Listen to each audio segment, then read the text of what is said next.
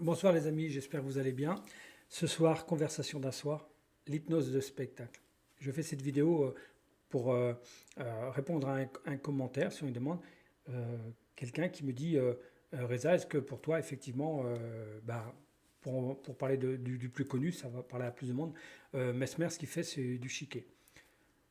Ou c'est pas vrai, il me marque. Donc je dirais oui et non. Je vous explique pourquoi, mais avant, abonnez-vous à la chaîne si ce n'est pas fait. Mettez un pouce, partagez.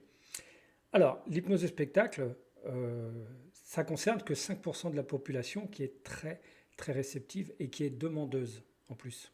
Ça ne suffit pas de vouloir se faire hypnotiser, en plus, il faut être demandeur de ce qui va être proposé par l'hypnotiseur.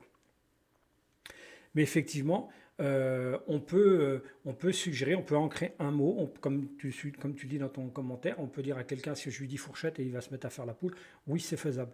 C'est faisable, mais avec sa complicité. Alors quand je dis complicité, c'est-à-dire c'est son bon vouloir. C'est pas si la personne, comme moi, qui suis très réceptive, si on me dit Reza, dès que je vais dire le mot fourchette, tu vas faire la poule, ça ne fonctionnera pas parce que c'est pas mon état d'esprit. Déjà, c'est pas mon humour, et comme je dis, en plus, oui, c'est pas mon esprit.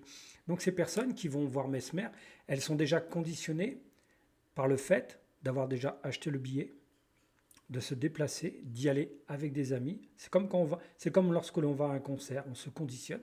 Donc quand elles arrivent dans la salle, il y a l'ambiance de la salle, hein, tout le monde est un peu en ébullition, tout le monde peut dire ah, si c'est moi qui pouvais être choisi ce soir. Donc il suffit simplement après que lorsque l'hypnotiseur arrive sur scène, et ben, oh, ça commence, ça commence. Donc les gens sont comme ça, oh, qu'est-ce qu'il va faire? Et lui simplement, il repère les personnes qui sont très réceptives. Mais ça ne suffit pas. Réceptive, mais comme je vous dis, il faut l'état d'esprit qui va avec. Vous pouvez être très réceptif, mais si vous êtes dans un moment de tristesse, vous montez sur scène et vous vous mettez à pleurer. Et là, vous fusillez son spectacle. Donc, ce n'est pas le but du jeu pour lui. Le but du jeu pour des gens comme Mesmer, c'est de repérer les personnes très réceptives avec des tests, un jeu, vous voyez celui-là, hein, mettez, voilà, ce fameux test. Et du coup, il repère les gens qui vont être très réceptifs, mais en même temps, qui ont le visage, on va dire, un peu jovial. Quoi. Donc, ces gens-là, ils sont sélectionnés, ils sont heureux d'être sélectionnés. Moi, par rapport à mes amis, c'est moi qui vais aller sur scène. Je vais pouvoir faire l'idiot, mais en même temps, c'est vrai que c'est à cause de l'hypnose, quoi. C'est pas vraiment moi. Et en même temps, je vais être désinhibé parce qu'effectivement, oui, je pense que c'est l'hypnothérapeute qui va me faire n'importe quoi. Mais il faut aussi se dire que c'est vraiment la personne qui décide de faire ce que l'hypnothérapeute va lui suggérer. Sinon, ça ne marche pas. Donc, souvent les questions disent oui, mais un hypnothérapeute, est-ce que vous pouvez manipuler? C'est souvent ce que j'entends dans le bureau. Des fois, les gens me disent, vous connaissez quoi l'hypnose? Forcément, le plus connu, c'est pas forcément le plus fort. Il n'y a pas de plus fort dans ce domaine-là. Ça va être, quand on voit Mesmer, je dis oui, d'accord, Mesmer, il vous met en état d'hypnose, mais vous êtes déjà conditionné pour y aller. Mais lui, s'il fait une suggestion qui ne vous convient pas, vous allez la refuser. C'est aussi simple que ça. Lorsque vous voyez quelqu'un faire quelque chose en état d'hypnose, c'est parce il le veut, il est prédisposé à ça.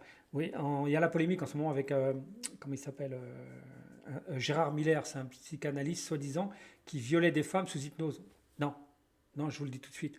Quand on était en état d'hypnose, moi dans mon cabinet, par exemple, si j'ai une personne en état d'hypnose dans mon cabinet, si je dois poser ma main sur l'épaule ou le doigt je vais vous faire un ancrage, une suggestion positive, et je vais l'ancrer, je préviens la personne. Vous allez sentir mon doigt sur votre épaule. On prévient à l'avance.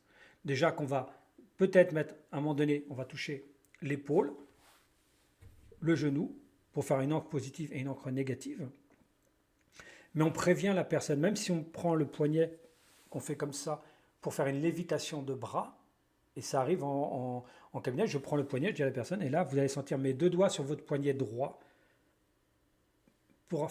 afin que votre inconscient puisse faire une lévitation du bras. On prévient la personne. Donc, il faut bien raison garder et se dire que il y a énormément de fausses choses qui sont dites des erreurs qui sont dites sur l'hypnose, dont celle de Gérard Miller qui aurait violé des femmes sous hypnose. Non, je vous le dis tout de suite. Non, à la limite, si en état d'hypnose, vous posez votre main à un endroit où il ne faut pas sur une femme ou un homme, je vous assure qu'elle sort de sa transe et vous prenez une gifle. Donc l'idée, c'est vraiment de savoir, se rappeler que c'est la personne qui qui accepte la suggestion. Voilà, c'est aussi simple que ça. C'est-à-dire que ce soit Mesmer ou Pierre-Paul Jacques, même moi, je n'ai pas de pouvoir sur les gens. J'ai le pouvoir qu'ils veulent bien me prêter, c'est tout. Mais sinon, si la personne, il y a des gens qui me disent, bah Reza, dès que je vois vos vidéos, quand je vous vois, j'ai une amie comme ça, dès que je lui parle, eh ben, c'est le son de ma voix. Mais je n'ai aucun pouvoir, c'est d'elle-même qui va chercher la transe. Donc c'est pour ça que c'est important de rappeler que l'hypnose, 100% des gens sont réceptifs, d'accord. 90% des gens vont partir ce qu'on appelle avec une induction classique ericksonienne, on va dire 20 minutes. 5% vont partir de manière très rapide, ce qu'on appelle la speed hypnose. Donc l'induction ericksonienne pour aller en hypnose, c'est 20 minutes. L'hypnose de spectacle, l'hypnose de rue, peu importe comment on l'appelle, ou la speed hypnose, c'est moins de 5 minutes. Les 5% qui restent, des gens qui vont mettre plus de temps à descendre en transe, ce sont des personnes qui justement se disent, bah, il va me manipuler, je suis dans le mental, je suis un scientifique, je suis rationnel, j'y crois pas. C'est ce genre de personnes, mais parce qu'elles ont besoin d'un accompagnement un peu plus approfondi. Il y a quelque chose qui les gêne, donc il faut les rassurer, ces personnes. Une fois qu'on leur a tout expliqué, comment ça fonctionne, enfin, elles se laissent aller. Et croyez-moi qu'en règle générale, même les plus durs, on va dire, bah, ils se laissent aller parce qu'ils ont envie. Donc je répète, c'est 100% des gens sont réceptifs, mais tout le monde n'est pas hypnotisable. Si vous ne voulez pas, on ne peut rien. Le mot, par exemple, quand on dit à la personne, comme dans le commentaire, quand tu dis, bah, si on dit le mot fourchette, la personne fait la poule. Oui, mais la suggestion, elle va durer qu'un certain temps. Mais en règle générale, l'hypnotiseur va dire, et quand je vais ensuite prononcer ton prénom, la suggestion va disparaître. Donc après, vous dites fourchette et la personne ne fait plus la poule. Mais sinon, la suggestion, elle s'enlève d'elle-même. Et c'est à la voix de l'hypnotiseur.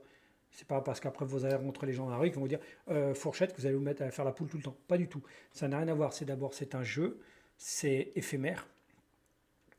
Et si ces deux conditions-là ne sont pas réunies, c'est-à-dire le jeu, l'accord de la personne, ça ne marche pas.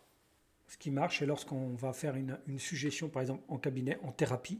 Là, par contre, on peut effectivement faire un ancrage.